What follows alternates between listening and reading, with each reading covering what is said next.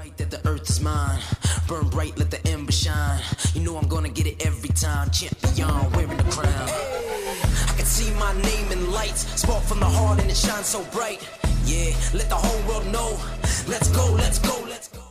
This episode is brought to you by SPI Logistics, the premier freight agent logistics firm in North America. For over 40 years, SPI has been diligently building the most successful freight agent network to provide first-class relationships for our shippers, receivers, and carrier partners. We are more than another transportation network. We are a dedicated team of professionals united by one singular purpose, and that is to expedite our agent success. All of our agents are set up for success on day one, as they are provided with a full suite of support staff that is ready to assist them with everything from after-hours emergencies to financial and administrative needs on a no-fee basis. This way, you can focus on continuing to grow your business. There is no financial risk to start, and you have the ability to earn up to 75% in commissions. If you are looking to take control of your financial future and build your business with the backing of one of the most successful logistics firms in North America, visit www.spi3pl.com to learn more. Do me a favor and let them know that the Freight Coach sent you. Hey guys, before we jump into the episode, I wanted to let you know it is brought to you by Denim. As a business owner myself, I personally know the importance of financial stability and preserving cash flow to help navigate through any freight market. With Denim's comprehensive service offering, you now have an all-in-one financial partner whose platform includes factoring, payments, freight audit, document collection management, and analytics, which help keep your business financially healthy and increase your team's time to focus on revenue-producing activities. You can also take advantage of Denim's free credit check, which they perform on all of your customers. And Denim will proactively reach out to you if they spot any signs of credit deterioration. Finally, Denim always pays your carriers first. As a broker, this is imperative to preserving your credit score in the market, which ultimately helps you become a broker of choice to your carrier partners. Are you ready to learn more? Visit denim.com to schedule a demo today. Just do me a favor and let them know that the Freight Coach sent you. All right, ladies and gentlemen, welcome back to another episode of Coffee with the Freight Coach. My name is Chris Charley. I am your host, and I am the Freight Coach. Before we jump into the episode, as always, thank you guys so much for coming out and listening to this podcast. If this is your first time tuning in, welcome. This is the real side of freight, ladies and gentlemen. And I say this before every single show. And what I mean by that is I only speak to transportation professionals on all of my media stuff and all the conversations that I have, you guys, because I want to talk to the right individuals who have done what you're looking to do or who are currently doing what you're trying to achieve. So you can take that information, apply it, utilize it, and see a meaningful difference in your business and your life. I know you're going to get value out of this one today, but I got one small favor to ask. If you get value and you're not subscribed, subscribe to the show, you guys. Share it out there to your network, because if you see value, your network's going to see value as well. All right, I got a very special guest for you guys here today. The first thing that comes to my mind, serial entrepreneur. This guy's been in the industry for a very long time. He's been on the brokerage side. He's just seen a lot of stuff, and what his new venture is. Not really new, but it's new to me because I just kind of found out about him, what he's doing now here recently. And, you know, all things billing, all things financial and business it muddies so many things. And every customer out there that you work with has a different billing requirement that's out. There's no set way of doing anything. And, you know, it's also when you're growing and scaling your company, cash flow is everything. You need money to operate, right? And with that being said, I got my man Charley Dehoney back on the show, but he is the CEO and co-founder, of Upwell. So Charley, thank you so much for joining me. Chris, it's my honor, man. It's so great to see you just continue to grow your show and build your audience, and happy, proud subscriber. Dude, really glad. It's been a wild journey, you know, all things considered. You're you're multi-time founder. You've been in the industry for a very long time. You know that, you know, making it outside of a certain time frame is a big achievement, and then continuing to make it on top of that. And it's like, you know, like finances is like, as a bootstrap founder, it's the number one thing on my mind at all times, right? And I think, like, especially over these last couple of years, when you see VCs just tossing cash at everything, people just think like money just literally grows on trees. I'm almost convinced that people think that that's how it's done. And, you know, I've only bootstrapped everything. And, you know, I've never had an investor. I've never took outside capital. It's straight dollar in, dollar out, as the 90s rap used to say. I'm trying to make a dollar out of 15 cents. And I think it's beneficial because actually understand the value of a dollar now. And I feel like if I just had $10 million thrown at me, I wouldn't know how to allocate it properly. I wouldn't know how to do certain things properly. When I first started, now it might be a little bit different, but knowing and understanding your money in business is crucial. Yeah, no doubt. And so I think, in our business, Chris, I'm really excited to be able to talk to you about this. We've been quietly building Upwell now for the better part of the last year and a half, and finally just kind of reached that point where the product is working. We've got some great recognizable customers that are out in the market. We're doing millions of dollars of freight invoices that are getting processed through the platform every single week. So we've reached that point where it's time to come out, tell the world what we're building, what we've been working on. And one thing I love about building Upwell is I get to deal with brokers. Like, I love brokers, and you and I both, like, we've always aligned because we love this industry. We love the people. We love the stories. We love the battles, and everything that comes along with it. And so I'm spending all my time, with trucking companies and freight brokers and logistics service providers today, and helping them get paid faster. And there's, a good accounts receivable operation is one of those things that you never notice it until it's gone. But for somebody like you who's been in that situation as a bootstrap founder, just like I have, we've traded stories earlier. When you're eating what you're killing every single day, every dollar in the door is a dollar you're taking home, and any dollar out is a dollar out of your personal checking account. Yeah. When you're living your life in that way, you become acutely aware of the payment habits and the payment trends of your customers. As that business grows and scales, that's one of the first things that people hand off, because Chris, you and I both know we didn't get into the freight business and start becoming brokers because we love counting the money. It's not about, allocating the costs and all the back end finance. It's about finding the deals. It's about finding the freight. And so we're bringing that back office intelligence, the best practice that the best companies are out there using. We're bringing that into everybody's office using our software. Yeah. And, this is such a major problem for so many businesses, right? Like, I was listening to a podcast this morning that most small businesses and most businesses are 2 weeks from going out of business every single time. And, I think the 2 week analogy is a perfect analogy because bills are usually due on the 1st and the 15th. And it's, making sure, and it's like, I'm going back over these last 4 years, and I'm like, the amount of times that I was hoping that an overdue invoice got paid so I could pay my Amex or pay my credit card, so I didn't get hit with a $400 interest fee and all of this other stuff that comes on top of it. Because, when you go into business, you want to think, and I think most people do, you're naive to think like everyone's going to pay on time. Nobody's going to dispute any invoice amounts. Nobody's going to ever, you invoice somebody $1,000. Hell, they're going to send you 1,100 because you're a nice person. You want to think that that's how it is. But then, the reality sinks in and you're owed $20,000. It's the 29th and you have 18 grand due on the 1st. And you're like, I have $400 in my checking account. What am I going to do? Like, that's a very real concern for, I would argue, the overwhelming majority of businesses that are out there. Yeah, I can go on and on about my personal anecdotes and the stories, and my wife would, validate every single one of them about the times that we ran low on money when we were building our first company, our second company together, and the places we would turn to get that capital.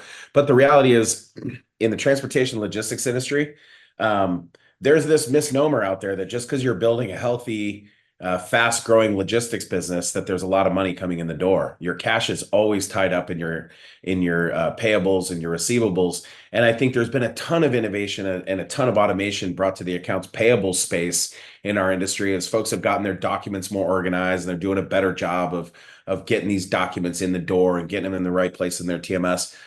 But a lot of those same documents need to be turned around and attached to the invoice for your customer. And that without that document being validated by a human being, until you make sure it's the right document with the right order number and the right reference and the right signature stamp and all of these things, without a human in the loop, the cost of sending that wrong document or the wrong invoice, not only does it tie up your cash and make it hard for your customers to pay you, it also hurts your credibility with your customer. So there's a massive amount of risk tied up in your billing and collections process today as a broker. And the number one risk, Chris, and you and I both know this, is when you got 1,000 customers that owe you $10,000 each. I mean, that's death by 1,000 cuts. Yeah. That's monopoly money until it hits your account. Yeah. And so that's what we're here to do, is make sure that that customer gets that invoice on time, every time. It's accurate, it's complete, it's thorough, and they've got no reason to hang up your cash. And if they trust the invoice, they can just dump their ACH information in and pay you automatically. Yeah.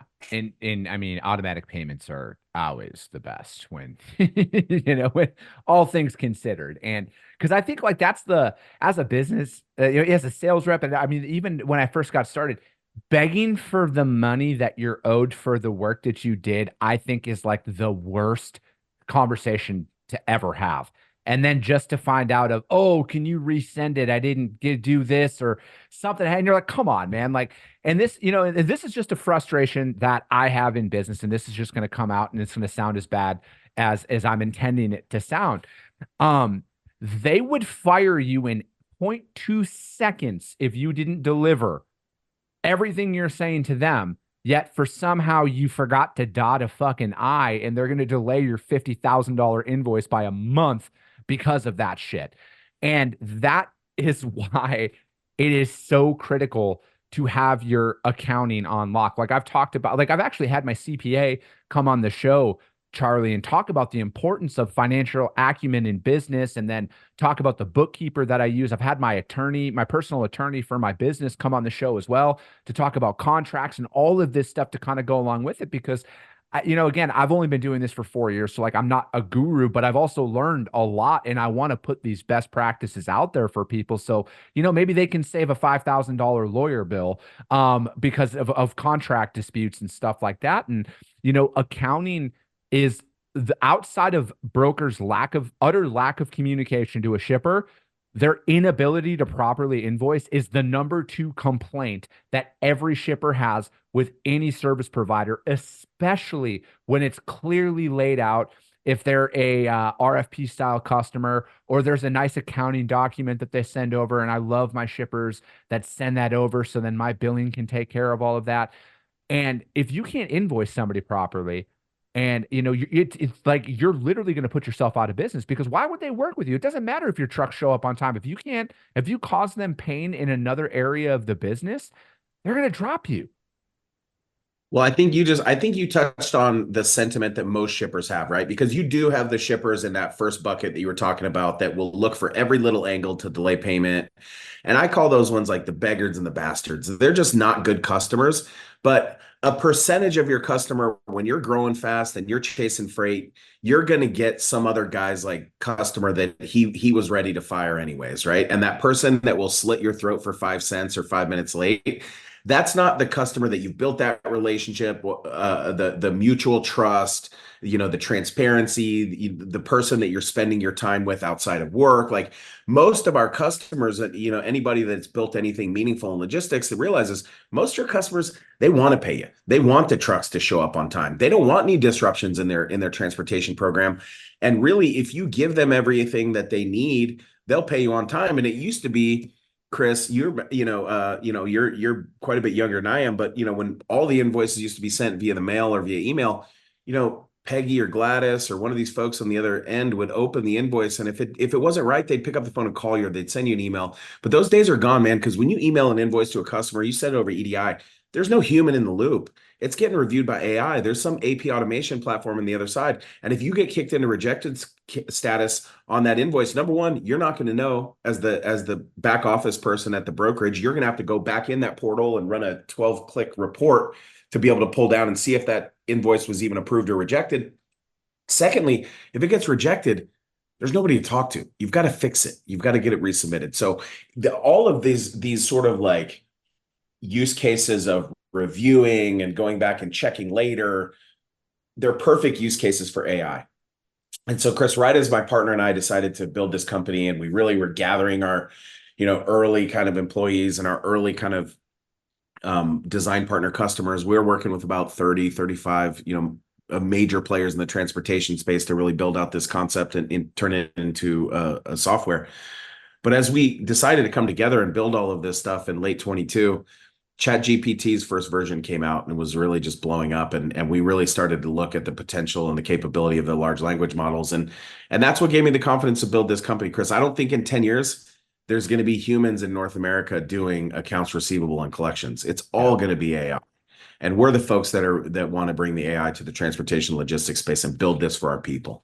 So, like I talk about my stance on technology a lot, right? And I'm like, 95% of my day should be automated as a transportation professional. But the thing that should never be automated is the phone calls to the customers and the carriers to build the relationships up. And so that, again, I want, as I say all the time, Charlie, I want people to feel my give a fuck level when I'm talking Right. to them.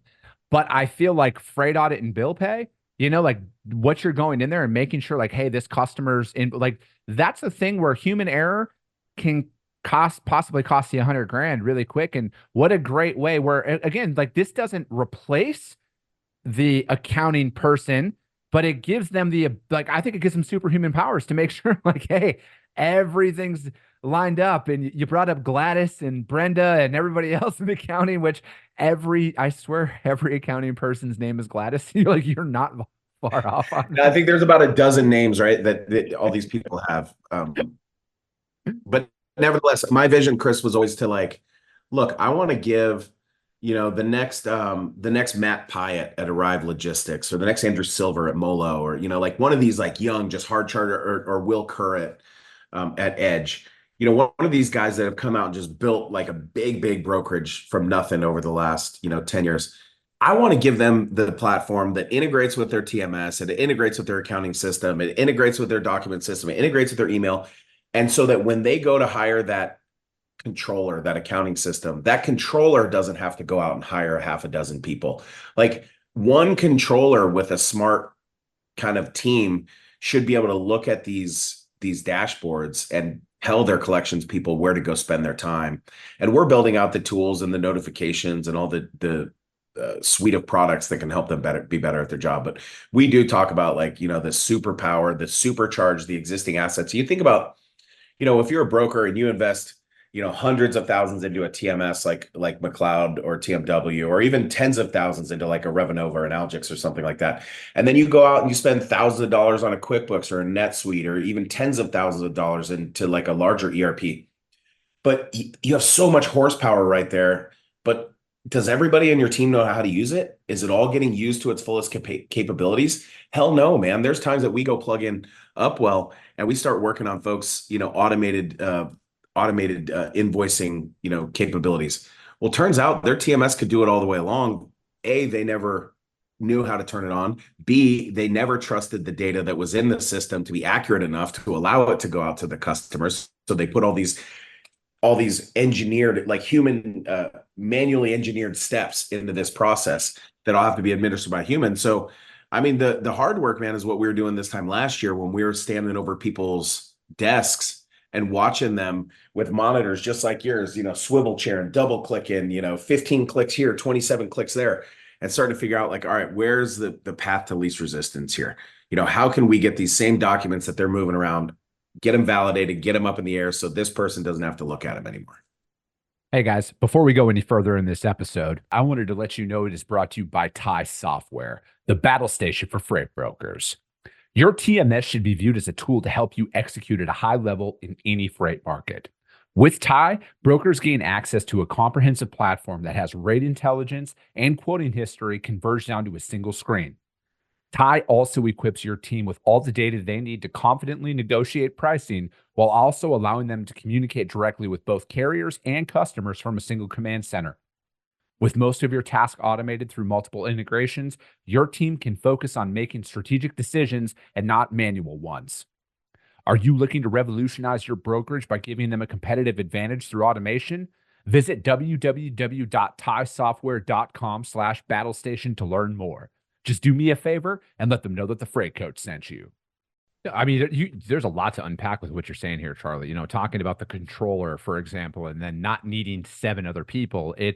I think like, from somebody who, again, back to the whole, I'm funding my companies, right? Like everything that I make, I look at it as I want to break the mold, Charlie, of instead of hiring 20 people and hoping 2 work out, I want to hire the right 2 people and give them an arsenal of the right tech to amplify their earnings to levels that they never thought were possible. And then same thing, like having the right people, because, again, when you're building a company and you don't have endless funding, which again, I'm going to continue to bang that drum because I think people have a very false sense of what money actually is. When you only have the ability to hire one person and you need them to do the work of three people, because that's startup world, ladies and gentlemen, you're doing that. Now there's off the shelf stuff that you can buy and plug into your business where, again, I'm not, you don't need to put any pricing out here or anything like that, but it costs a fraction of it that, you can go, you can buy that, you can hire that one person, and then you can leverage the right technology out there for them so they can increase their capabilities. And then again, like that headcount is the first thing that people cut. I swear, when they're looking to downsize or trim costs, because salaries are the most expensive thing on your P&L every month. My most expensive thing, labor and rent. If and like, so again, it's like, you got to look at these things, and those are the decisions that people are going to be making, especially in the brokerage space, man. I think that the brokerage space over the next 24, possibly 36 months are going to be hit harder than any other sector of the industry. And I've talked about this extensively. It's because they've never played in an environment where they weren't number one. And there's going to be a lot of people who are going to have a very challenging time in a carrier market, and where it's not easy to cover freight and everything else. And headcount is going to be the first thing that people are going to shed. They've already proven that over the last 18 months. Headcount is the first thing. So it's like, this is just a conversation that I feel like a lot of people, a lot of boardrooms are going on in a lot of areas where they're going to look at back office. And unfortunately, I'm not saying back office roles don't hold value, but that's a dead expense on a lot of P&Ls, unfortunately. It's your only like non-revenue producing category, right? When you're in the brokerage, your carrier folks they're bringing in money. Your shipper folks, they're bringing in money.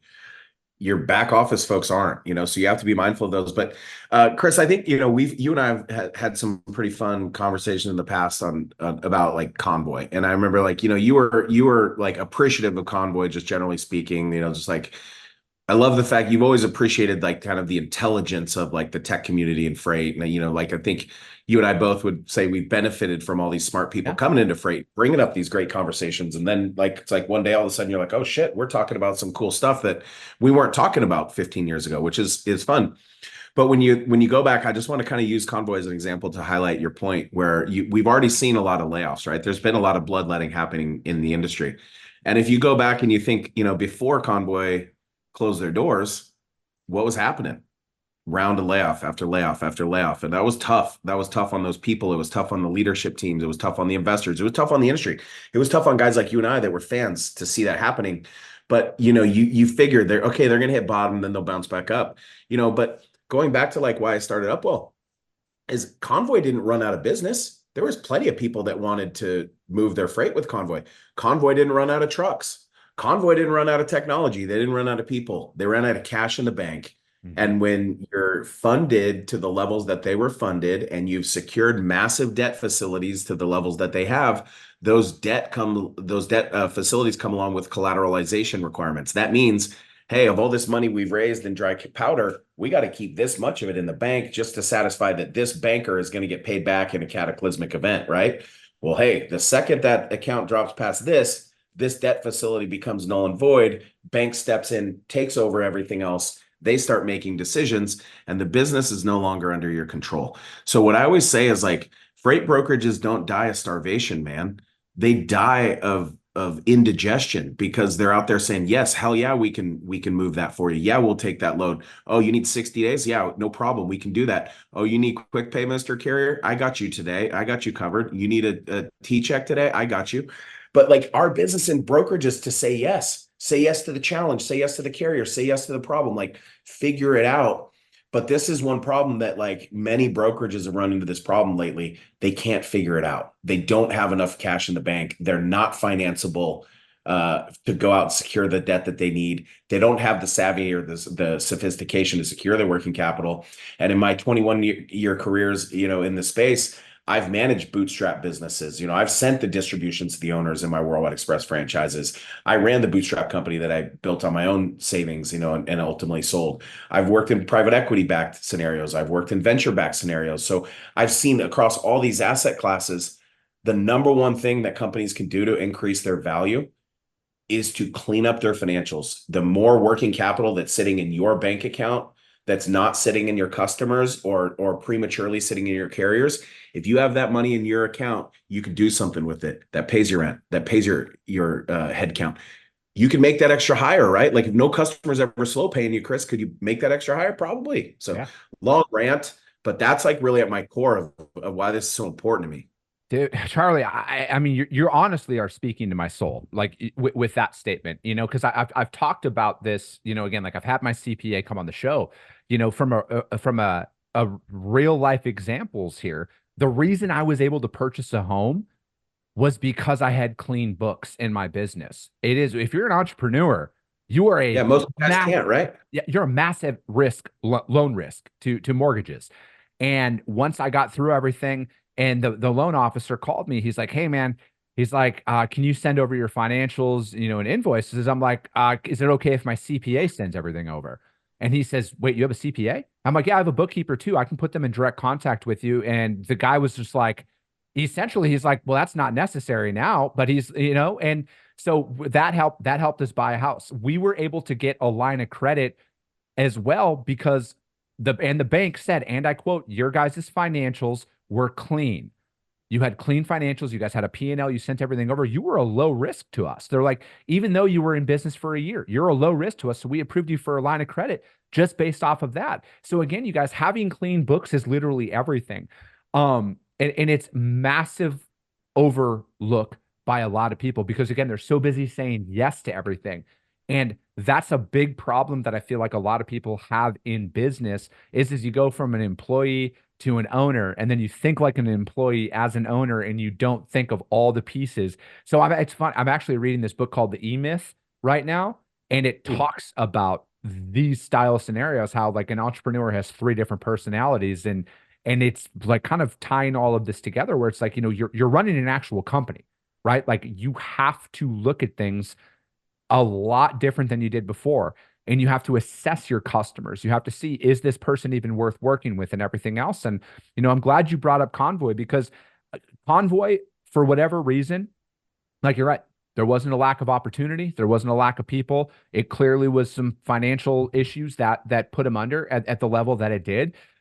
They were just a little early. I'm like, that style that they brought is going to work eventually. Somebody is going to figure it out. Somebody's probably building that right now as we speak, and it's going to work because it's not that brokers are going to ever be replaced, but there's a large portion of the industry or the transaction that should be automated and can be automated. Yeah, I think, what you saw is, technology disruption 1.0 in transportation logistics. That's where you saw the Flexports, the Convoys of the world come out. I mean, Chris, I think if those guys, when they first went out to raise money, if they could have told everybody they were a pure SaaS business, they probably would have benefited from that.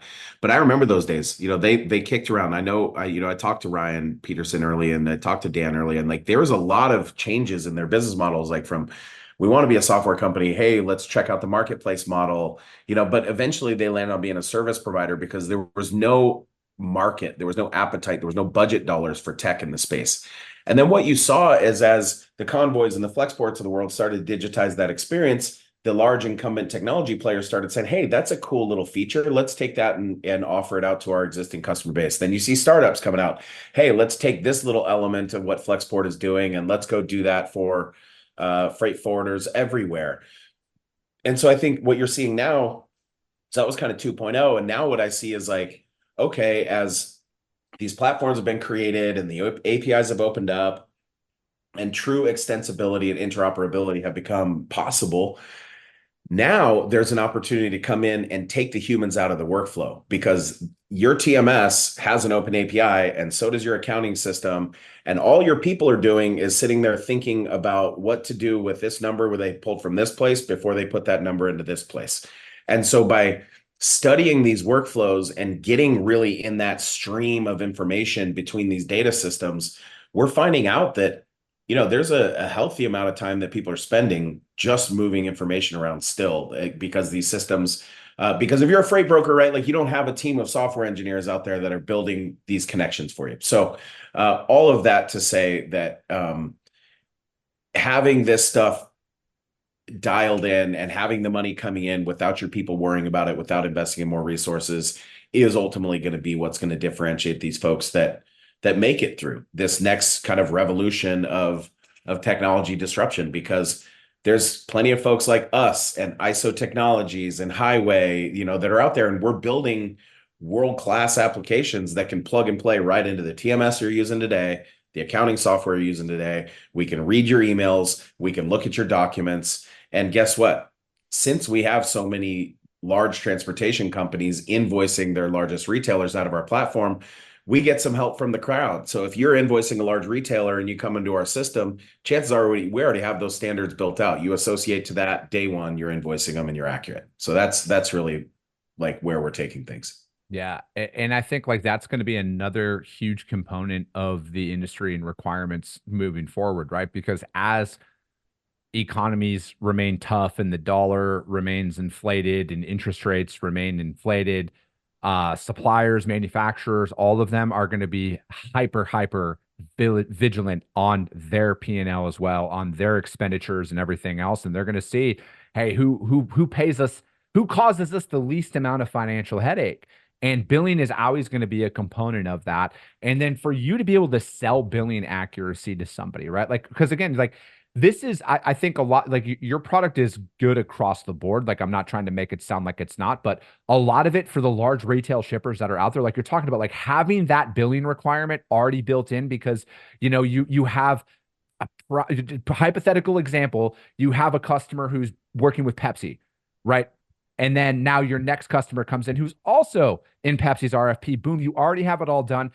From an integration standpoint, from an onboarding standpoint, because Pepsi's their tier one, that's their biggest account that they have. That's the, boom, done like that, seamless transition. Like who wouldn't sign off on that?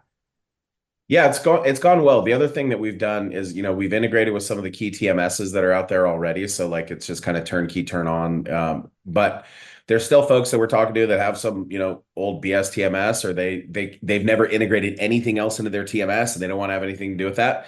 So we also take invoices via email. So, a lot of our customers will just push out their invoices that otherwise would go to their customer, and it just comes into us, and then it hits our rules engine, and we know exactly where to send it out anyways. So from an implementation perspective, it's really awesome, man. I mean, because you're a sales guy, and like we all love to sell because we love to see our customers happy. And so when we onboarded a top 5 transportation logistics company on Monday, and hearing them kind of get excited when they got to go in and they said, oh, wow, we use CAS, we use US Bank, we use Uber Freight Transplace, we use all of these portals that we have to invoice our customers through.